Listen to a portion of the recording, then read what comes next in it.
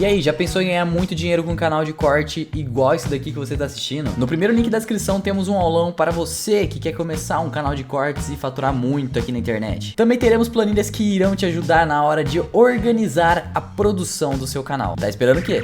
Ô, João, e o que você acha que é muito importante assim a empresa no desenho do processo comercial? Porque quando a gente está falando de CRM, a gente está falando de processo comercial.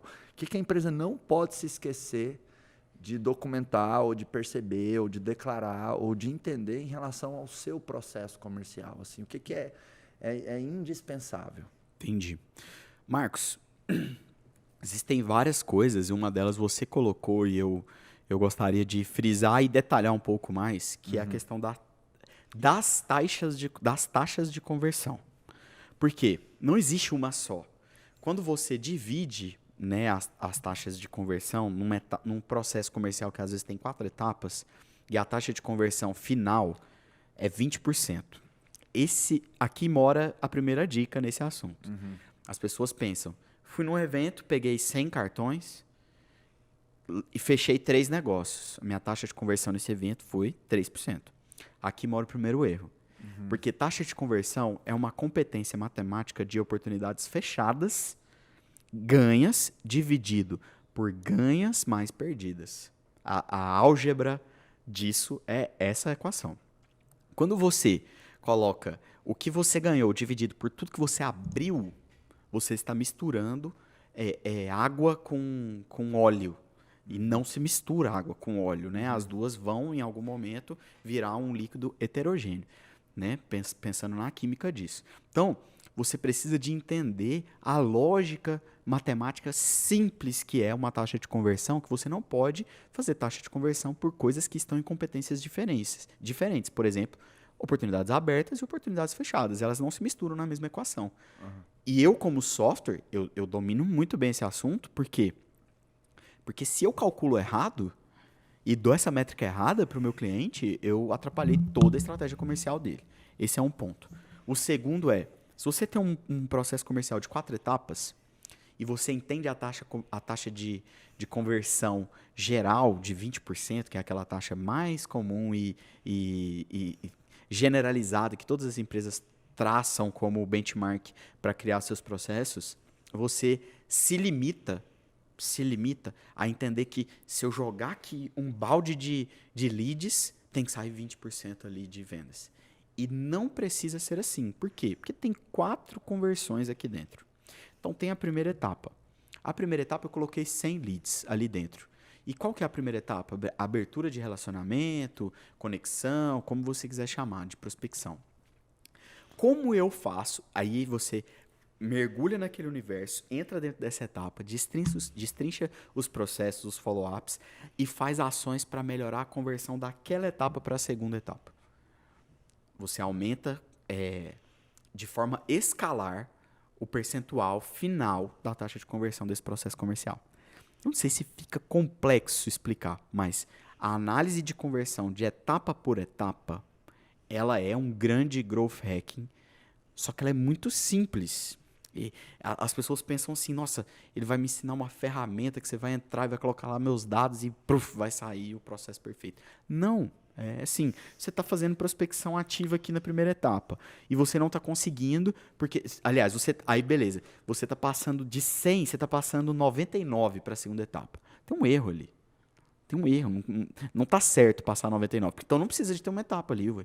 Isso é uma etapa só, essas duas. Se você tem uma assertividade de 99%, não precisa de ter. E quanto menos etapa tiver o processo, mais minimalista é e mais objetivo é, sabe? A gente tem um celular, que é o iPhone, que ele, tipo, tem só botão de aumentar o volume, sabe? O resto, as coisas são muito trabalhadas na usabilidade, diminuindo funções, diminuindo coisas que vão distrair o usuário. Você tem que pensar no seu vendedor dessa forma. Se você cria uma porrada de atividade para ele na primeira etapa, para que passe 3 desses 100 para frente, você está errado. E se você também tira todas para que passe 99, você também está errado. Pense no meio termo, entenda o que são essas atividades e comece do final para o começo. Tipo, entra lá no final, quero fechar 10 clientes por mês, por vendedor. Tá, então beleza. Então 10 aberturas de relacionamento entrando no meu processo comercial. Quantas propostas eu tenho que enviar para isso, segundo os meus dados históricos? Aí eu te pergunto, você tem um CRM para documentar isso?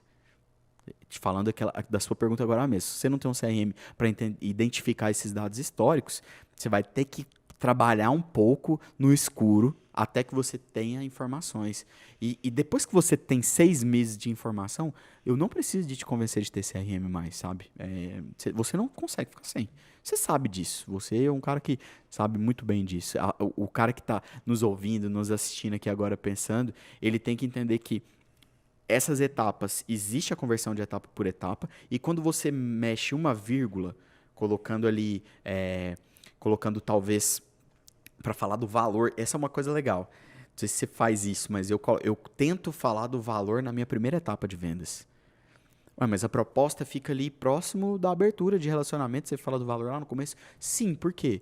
Porque eu quero filtrar, eu quero que o meu vendedor gaste tempo de qualidade com pessoas que já olharam o valor financeiro do investimento e não tem mais dificuldades com aquilo. Então eu gero valor na primeira etapa e falo, olha, deixa eu falar, esse processo que você está tentando resolver vai te custar mais ou menos de 50 a 100 mil reais. Você está de acordo com isso para a gente passar para a próxima etapa? Se o cara falou que não,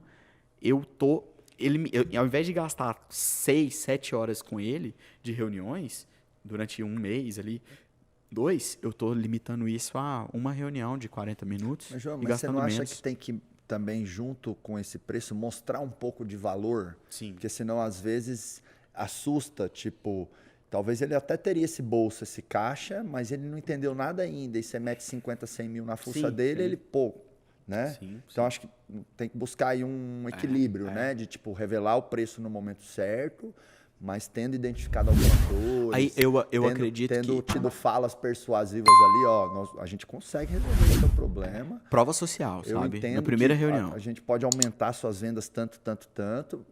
Aí a ordem do investimento vai ser mais ou menos entre 50 e 100. É exatamente isso. Mas para te entregar algo que funcione, que vai resolver a dor A, B, C, D.